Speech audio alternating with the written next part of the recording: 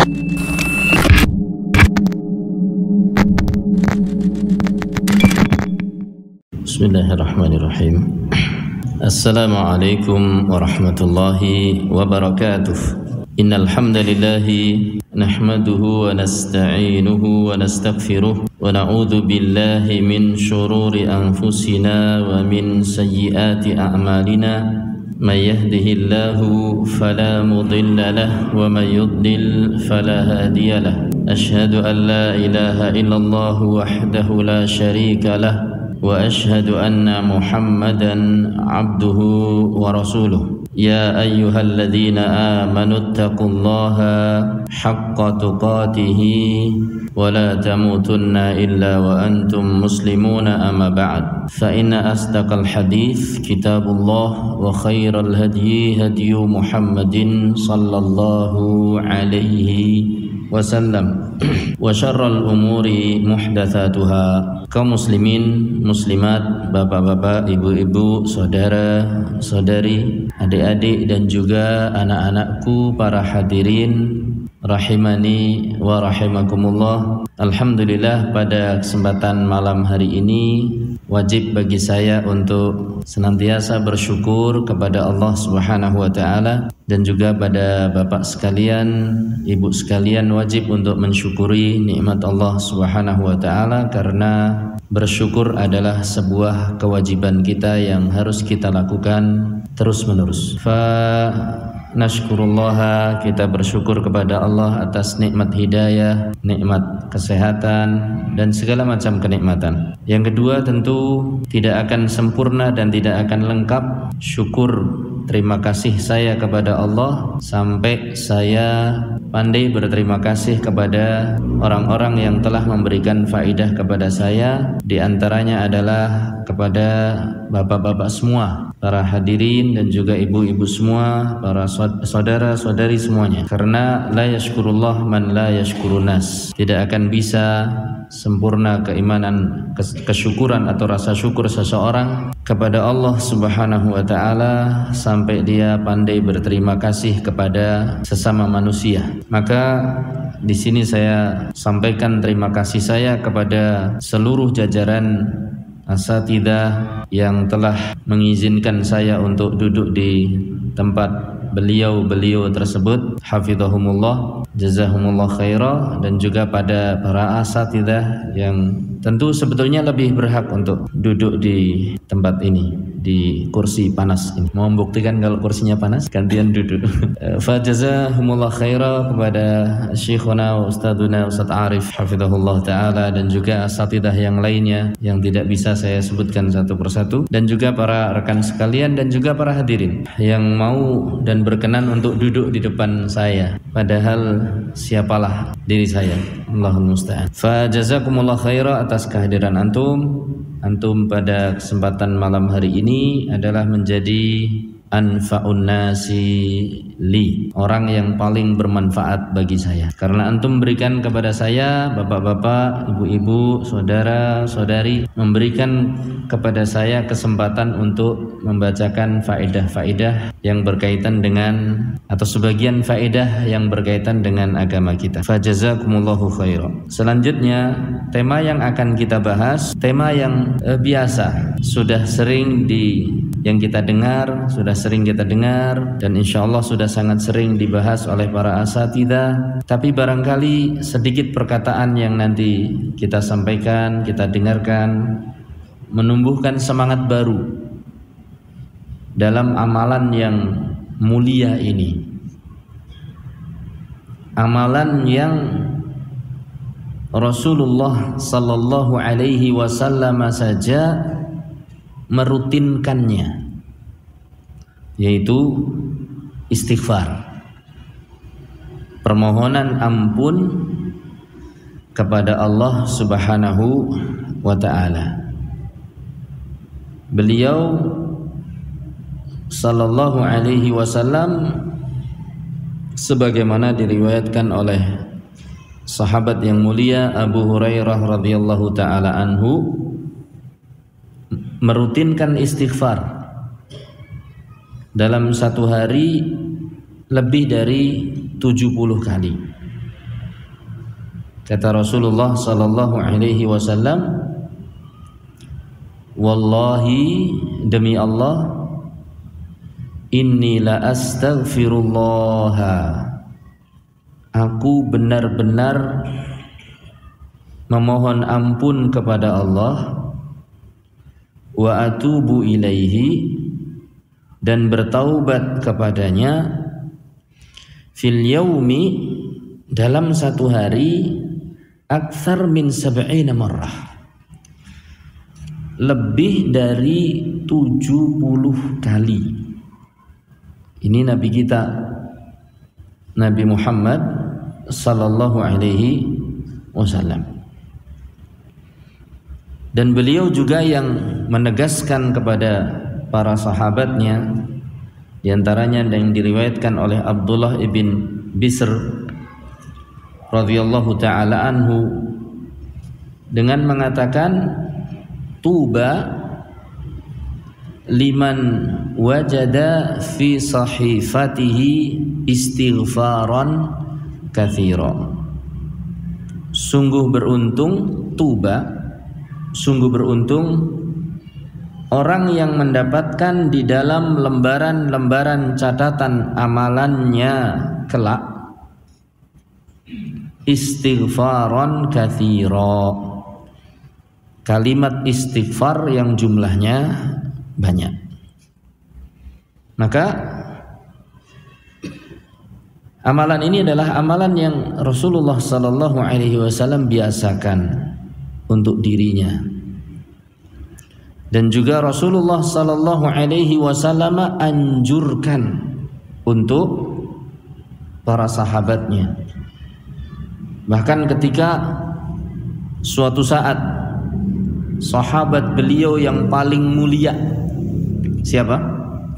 Sahabat Abu Bakar radhiyallahu ta'ala anhu, datang kepada beliau, ya Rasulullah, alimni, ajarkan kepadaku sebuah doa yang bisa aku panjatkan di dalam salatku. Wahai Rasulullah, ajarkan kepadaku sebuah kalimat, sebuah doa yang bisa aku panjatkan di dalam salatku.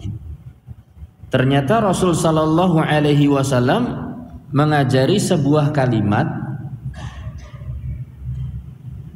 yang di dalam kalimat tersebut mengajari sebuah ucapan yang di dalam ucapan tersebut terdapat pengakuan dosa kepada Allah dan ucapan istighfar kepada Allah. Jadi saat itu Abu Bakar minta doa. Tentu yang diminta doa yang paling apa? Yang paling banyak manfaatnya. Dan ternyata Rasulullah sallallahu alaihi wasallam mengajarkan sebuah kalimat, sebuah ucapan yang tentu kita yakin ucapan tersebut adalah ucapan yang banyak manfaatnya. Apa kalimat yang diajarkan oleh Rasulullah sallallahu alaihi wasallam? Diriwayatkan dari sahabat Abu Bakar radhiyallahu taala anhu, ketika beliau meminta pada Rasulullah sallallahu alaihi wasallam sebuah doa yang beliau panjatkan, yang beliau akan rutinkan di dalam salatnya, kata Rasul sallallahu alaihi wasallam, qul, katakan wahai Abu Bakar, Allahumma inni zalamtu nafsi zulman katsira. Ya Allah, sesungguhnya aku telah menzalimi diriku dengan amat banyak. Saya telah berbuat zalim dengan kezaliman yang sangat banyak. Wala yaghfiru dzunuba illa anta. Dan tidak ada yang bisa menghapus dosa-dosaku itu kecuali Engkau ya Allah. Ini pengakuan sekaligus harapan. Abu Bakar diperintahkan oleh Rasul sallallahu alaihi wasallam untuk ngaku dosa-dosanya di hadapan Allah. Kemudian juga diajari untuk senantiasa berharap bahwa tidak ada yang bisa menghapus dosa itu kecuali Engkau, ya Allah. Kemudian setelah itu diajari doa, faghfirli, maka ampunilah aku ya Allah. Maghfiratan min indik, dengan ampunan dari sisimu. Enggak ada yang bisa mengampuni kecuali Engkau ya Allah. Warhamni, kasihilah aku ya Allah. Rahmatilah aku ya Allah. Innaka antal ghafurur rahim. Sesungguhnya Engkau ya Allah Maha Pengampun dan Maha Penyayang. Ini doa diajarkan oleh Rasulullah sallallahu alaihi wasallam, seorang rasul yang paling mulia, kepada seorang sahabat yang paling mulia untuk diucapkan di waktu yang paling mulia. Masya Allah. Jadi Abu Bakar sahabat yang paling mulia. Bahkan boleh dikatakan dia itu adalah manusia paling mulia setelah para nabi dan rasul. Abu Bakar. Dia adalah as-siddiqun, ya, para pemimpinnya para siddiqun itu adalah Abu Bakar. Itu derajatnya di bawah para anbiya dan rasul, para nabi dan rasul.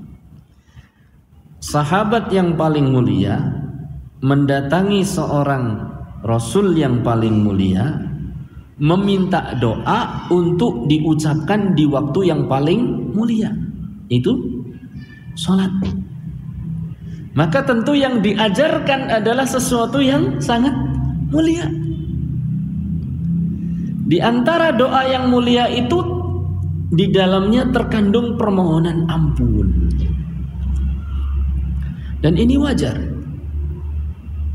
dan sudah seharusnya, karena setiap Bani Adam, kita semua ini pasti terjerumus ke dalam dosa. Allahumma musta'an. Mudah-mudahan Allah menolong kita semuanya, mengampuni kita semuanya. Allahumma amin. Kata Rasul sallallahu alaihi wasallam, kullu bani Adam khata'. Setiap Bani Adam pasti mengalami dan melakukan kesalahan. Wa khairul khatta'in, sebaik-baik orang yang telah terjerumus ke dalam kesalahan, at-tawwabun, adalah orang yang segera banyak bertaubat kepada Allah. Dan orang yang bertaubat, sebaik-baik orang yang terjatuh ke dalam kesalahan adalah orang yang segera bertaubat kepada Allah. Dan orang yang bertaubat berarti dia sudah secara tidak langsung dia memohon ampun kepada Allah Subhanahu wa ta'ala. Nah, ini adalah satu perkara yang sangat dianjurkan oleh agama kita, permohonan ampun kepada Allah Subhanahu wa ta'ala dari dosa-dosa kita. Jadi saya mengajak kepada diri saya pribadi dan juga para hadirin semuanya untuk memperbanyak istighfar. Istighfar itu bagaimana ucapannya banyak, ada yang pendek sampai pun panjang. Kita mungkin tidak perlu membahas suatu kalimat yang panjang. Cukup mulai membiasakan diri kita untuk mengucapkan istighfar yang pendek-pendek dulu. Walaupun nanti tetap ada satu kalimat yang panjang dalam istighfar, yang saya pribadi menganjurkan untuk diri saya pribadi dan juga bapak-bapak sekalian, ibu-ibu sekalian, Sebagaimana Rasulullah sallallahu alaihi wasallam menggambarkan pentingnya kalimat istighfar yang panjang tersebut, yaitu sayyidul istighfar. Kalimat istighfar mulai dengan kata-kata yang pendek. Misal ucapan kita Rabbighfirli, ya Allah ampunilah aku. Kapan ini biasa kita ucapkan? Di dalam salat. Di dalam duduk di antara dua sujud. Itu yang tetap. Kalau kemudian kita mengucapkan di tempat-tempat lain, misal dalam sujud kita dengan meniatkan untuk berdoa, ya Allah ampunilah aku, Rabbighfirli, insyaallah ta'ala tidak mengapa. Yang pendek juga lebih panjang sedikit kita sering ucapkan adalah astaghfirullah. Dan ini biasa kita ucapkan kapan? Di penghujung selesai apabila kita melakukan sholat lima waktu. Astaghfirullah, astaghfirullah, astaghfirullah 3 kali. Setelah kemudian kita selesai zikir sholat, mau memperbanyak istighfar silahkan. Tidak ada masalah insyaallah ta'ala, bahkan itu baik.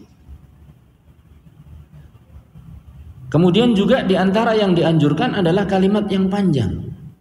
Sebelum kita masuk ke dalam lafaz kalimat yang panjang, untuk memotivasi kita betapa pentingnya kalimat istighfar, permohonan ampun kepada Allah. Karena judul kajian kita kan keajaiban istighfar. Ajaibnya di mana gitu. Ajaibnya adalah istighfar ini memiliki faidah. Memiliki apa? Faedah. Faedah apa? Dunyawiyah dan ukhrawiyah. Kenapa saya sebut dunyawiyah dulu? Ben kita tertarik. Karena kita hidup di dunia. Setelah itu ukhrawiyah. Saya sebetulnya tidak ingin majelis ini menjadi majelis kisah. Akan tapi mau tidak mau akan saya sebutkan beberapa kisah. Tapi nanti insyaallah ta'ala, tapi jangan tidur dulu kalau dengar kisah. Karena betul-betul istighfar itu memiliki faedah yang luar biasa dan sudah sangat banyak yang membuktikannya. Kata Rasul sallallahu alaihi wasallam, man lazimal istighfara, barang siapa yang melazimi istighfar, yakni senantiasa mengucapkan apa? Istighfar. Sebetulnya ada ayat yang tentu memperkuat makna hadis ini. Kalaupun mungkin sebagian ulama melemahkan hadis ini, akan tapi ayat tersebut lebih utama untuk kita amalkan. Baik, di antaranya adalah sebelum kita masuk ke dalam hadis, kita masuk ke dalam ayat dulu. Dan ini saya kaitkan dengan tentu kejadian yang mudah-mudahan memotivasi kita.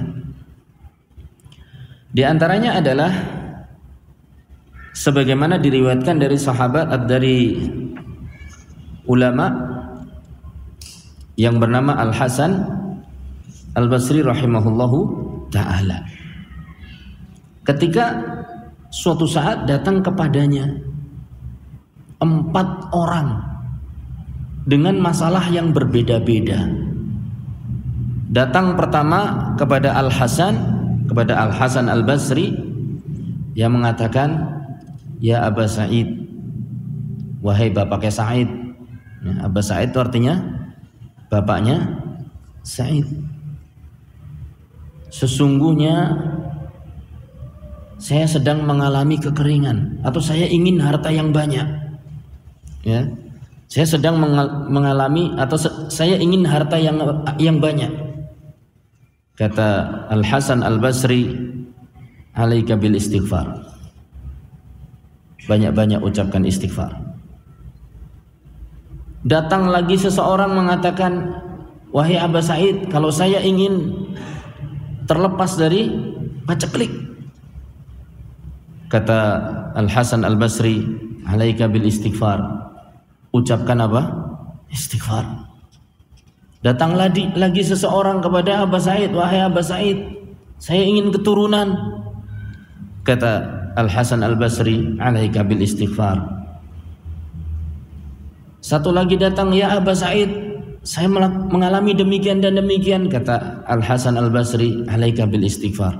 Sehingga saat itu murid-muridnya Al Hasan Al Basri bingung. Wahai Al Hasan Al Basri, setiap engkau ditanya masalah ini, kau jawab alaika bil istighfar, suruh banyak-banyak istighfar. Dari mana kau mendapatkan jawaban itu? Kata Al Hasan Al Basri, saya mengatakan itu bukan dari benak saya. Ini bukan dari hasil, bukan rekayasa saya. Ini bukan hanya sekedar apa? Bikinan saya. Tapi yang mengatakan demikian adalah Allah Subhanahu wa ta'ala. Ketika Allah Subhanahu wa ta'ala menceritakan kaumnya Nabi Nuh alaihi salatu wassalam, Nabi Nuh alaihi salatu wassalam mengatakan kepada kaumnya, faqultu astaghfiru rabbakum. Maka aku katakan, ya Allah, kepada kaumku, istaghfiru rabbakum, mintalah ampun kepada Rabb kalian. Innahu kana ghaffara, sesungguhnya dia itu maha pengampun. Yursilis samaa alaikum midrara, dia akan mengirimkan kepada kalian hujan yang deras. Sekarang ini paceklik, coba saja banyak-banyak istighfar. Siapa tahu dengan istighfar antum turun hujan. Terkadang kalau ingat kita istighfar, nanti mendung. Masya Allah. Jadi kalau lupa, kok panas lagi, nggak jadi hujan. Kalau istighfarnya cukup banyak, hujan. Ya, banyak-banyak istighfar. Mungkin istighfar kita yang menjadi sebab turunnya rahmat Allah Subhanahu wa ta'ala. Di antara ulama dahulu, kalau salat istisqa, terkadang itu tidak mengucapkan kalimat yang bermacam-macam. Tidak mengucapkan Allahumma aghithna, Allahumma aghithna, Allahumma anzil aina ilal ghaith, dan seterusnya. Tapi cukup Allahumma gfir lana warhamna. Ya Allah, ampunilah kami dan kasihilah kami. Setelah itu kemudian hujan turun. Minta ampun pada Allah Subhanahu wa ta'ala. Bahkan diriwayatkan dari Umar bin Khattab, ketika beliau melakukan sholat istisqa, dia cuma istighfar isinya. Yursilis samaa alaikum midrara wa yumdidkum bi amwal, dan akan menambahkan harta buat kalian. Ini yang kesulitan harta. Ini masalah-masalah duniawiyah ini. Turunnya hujan, nambah harta, kemudian wa yumdidkum bi amwal wa banin, dan keturunan, wa yaj'al lakum jannat, dan Allah akan menjadikan bagi kalian jannat, kebun-kebun yang subur, wa yaj'al lakum anhara, sungai menjadi apa? Mengalir. Makanya kalau yang belum punya anak, Di antara ikhtiar yang bagus adalah banyak-banyak apa? Istighfar. Sebagaimana kalau kisah terlalu banyak diceritakan. Akan tapi subhanallah banyak yang mengalami ketertundaan dalam masalah keturunan. Kemudian dia memperbanyak istighfar, akhirnya Allah beri. Ulah yang anaknya banyak gimana Ustaz? Kalau begitu nggak usah istighfar. Allah Maha Tahu. Jadi tidak usah takut istighfar. Jangan sampai seorang istri menghalangi suaminya, pakai apa rasa istighfar. Lah ngopo? Ndak kan anaknya? Oke, itu ndak perlu kayak gitu. Karena Allah tahu kapan dia akan memberi keturunan pada seseorang, kapan dia akan menurunkan hujan, di mana Allah akan turunkan hujan, di mana Allah akan tumbuhkan tanaman. Allah tahu. Perbanyak istighfar. Kalaupun tidak Allah beri kemanfaatan duniawiyah, maka Allah akan beri manfaat ukhrawiyah. Tuba, kata Rasul sallallahu alaihi wasallam. Beruntung. Liman wajada fi sahifatihi katsira istighfaran katsiran. Beruntung orang yang kelak di akhirat mendapatkan di dalam catatannya itu kalimat istighfar yang jumlahnya apa? Banyak. Maka manfaat ini diantaranya adalah manfaat duniawiyah, istighfar. Itu jelas. Maka dalam satu hadis Rasul sallallahu alaihi wasallam yang tentu secara makna itu sangat benar.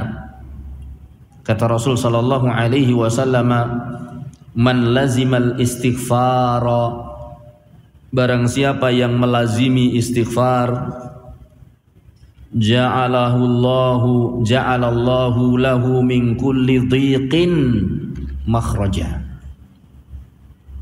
wa min kulli hammin faraja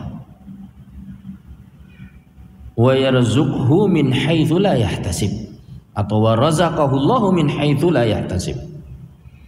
Barang kama qala sallallahu alaihi wasallam, barang siapa yang melazimi istighfar, yakni ucapannya istighfar terus,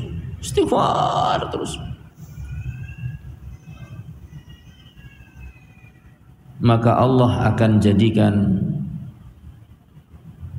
jalan keluar dari segala macam kesulitan. Dan siapa di antara kita yang tidak mengalami kesulitan dalam kehidupan? Sedikit banyak pasti ada kesulitan yang dirasakan. Anu bojone merengut, istighfar. Jadi ada seorang syekh itu cerita, dia punya teman, seorang dai. Dia punya teman, dia cerita, saya tuh di rumah, kalau sedang ada masalah dengan istri, udah istrinya marah, saya diem, saya ambil kunci mobil, saya keluar, pergi jauh, sambil memperbanyak istighfar. Terus istighfar, terus sambil jalan. Kalau dirasa cukup, hati sudah tenang, sudah lapang, dia kembali. Ternyata didapatkan di rumah, istrinya sudah berubah, cerah kembali. Ini bisa dipraktekkan. Yo rasa hado-hado, tekan Purbalingga, tekan Jogja, cukup masuk ke kamar, istighfar, mohon ampun pada Allah. Anak lagi rewel, Allah musta'an. Atau mungkin anak ada masalah di pondok, Allah musta'an. Tunduk pada Allah, istighfar. Karena terkadang dosa-dosa kita ini sangat berpengaruh pada kehidupan kita sehari-hari. Sehingga ada seorang sahabat kalau tidak salah mengatakan, seorang ulama mengatakan, inni ra'aitu athara dzunubi fi dabati wa ahli. Saya itu mendapatkan pengaruh dosa-dosaku, efek dosa-dosaku itu pada kendaraanku dan keluargaku, ini istri dan anak. Mungkin kendaraannya sering apa? Macet, Masya Allah. Dislah orang murub, dislah. Ya pokoknya ya. Dislah berkali-kali nggak nyala-nyala. Atau mungkin anaknya sering rewel. Subhanallah. Ada kisah nyata ini kaitannya dengan seseorang yang dekat dengan saya. Dia suatu saat dia nggak ngira itu adalah, mungkin itu bukan kesalahan juga, Allah Taala alam bisawab. Menurut dia bukan kesalahan, dan ini mungkin jangan ada yang tersinggung. Ya. Dia seorang takmir masjid, ya, biasa di masjid, udah merasa banyak apa?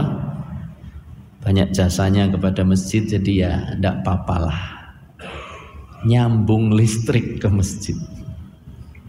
Ini nggak usah tersinggung nih loh.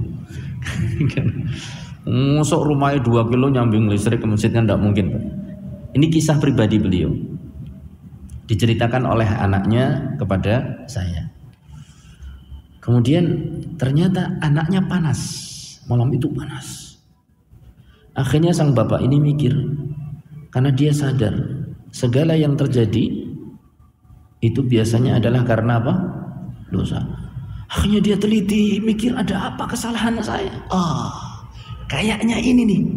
Tadi saya baru nyambung listrik ke masjid. Segera dia putus sambungan listrik. Allahu Akbar. Saat itu pula panas sang anak reda. Sambungannya apa coba? Nggak ada sambungan, tapi mungkin karena itu punya umat, digunakan untuk pribadi, belum izin dan yang lainnya. Allahul musta'an. Dan itu tentu tidak sama antara satu orang dengan orang yang lain. Ini diantara manfaat-manfaat duniawiyah dari istighfar. Karena istighfar itu, karena dosa itu sangat berpengaruh, bisa berefek kepada keluarga kita, anak kita. Maka kita harus banyak meminta ampun kepada Allah Subhanahu wa taala, dan masih banyak lagi insyaallah taala nanti ba'da shalah kita akan sampaikan masalah firman atau sabda Rasulullah sallallahu alaihi wasallam, man lazima al-istighfar, buah dari orang-orang yang melazimi al-istighfar insyaallah taala. Demikian wa sallallahu ala nabiyyina Muhammad. Walhamdulillahi rabbil alamin. Assalamualaikum warahmatullahi wabarakatuh.